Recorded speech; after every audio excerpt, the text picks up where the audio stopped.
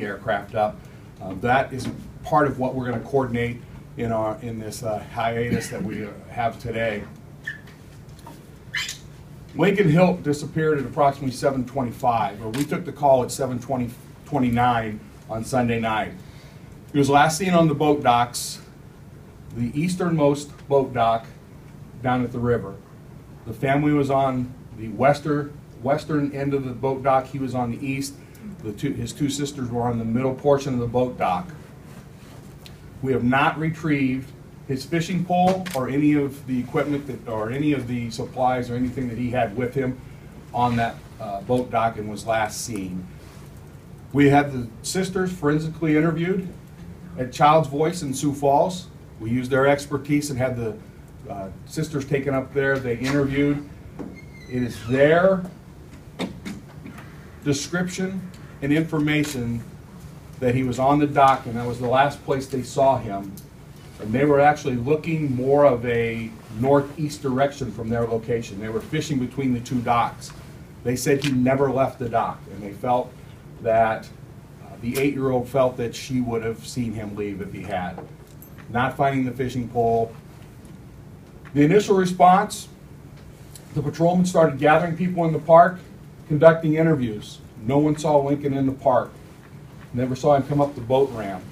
They had been there both on the east side and west side of the ramp. There are areas and the public were there. We interviewed them, and he was not located or observed.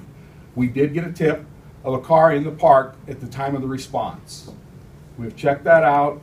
It's a 66-year-old male party living in Yankton, and he is no way connected to it other than that he was in the park at the time of our response. The question that's asked is a parental abduction.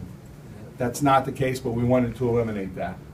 Social media created a little frenzy for us again. We had them check a second time. That's why there was a second request made, and they have graciously followed. While the sheriff's office was running command, we were doing a lot of behind the scenes, a lot of moving parts within the investigation, knowing that it could stretch more than just a Sunday, Monday search. We started putting in our plan for the week and developing that. As you know, on Tuesday, I believe it was, my days are running together, I apologize, but on Tuesday, we took over command, incident command, excuse me, at the river, and have really just been searching and coordinating the boats. Yesterday morning, or as of yesterday morning, and even last night, I was not aware that the special equipment out of Nebraska had not entered the water. They sent a boat, but it wasn't the boat that we were hoping for with that equipment. That request has been made.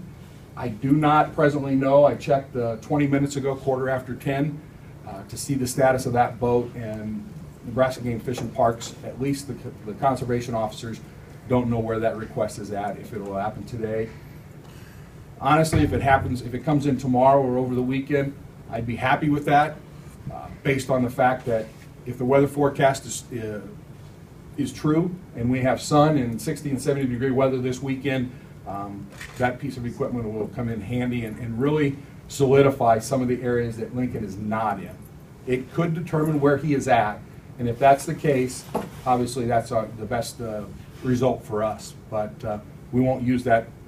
Won't have that available until tomorrow, I get at the earliest. The boyfriend, the two girls in Lincoln, the two sisters in Lincoln. And they were fishing? They were fishing, yes, sir. And what happened how did they lose track of it? Their recollection is that there was one of the fishing lines took a bite and drew their attention away as far as the adults, and when they looked back, he was gone. The sisters said that they were fishing, looking more towards Lincoln's area, and they just never noticed him go. He was, best recollection is that he was sitting cross-legged on the dock at the time that he disappeared. Or a traumatic event, it's hard to keep them calm, and we were not aware that Dad had been released, biological father had been released, and when she received that information, she became extremely upset. She was distraught, she was crying, she was still trying to process it. Honestly, I think she's still trying to process it. She was very emotional. She couldn't explain a lot of things, but I also didn't expect her to know fine detail on Sunday night. The only indication we have is that he was on that dock, that his fishing pole was missing. We have had another case that we kind of compare to, where the fisherman was found still clasping his pole, and they knew that he had been pulled in by something on the line. Mom indicated that it was a brand new Easter present, and that he would have held on if something took that and grabbed that line and pulled it, that he would have held on.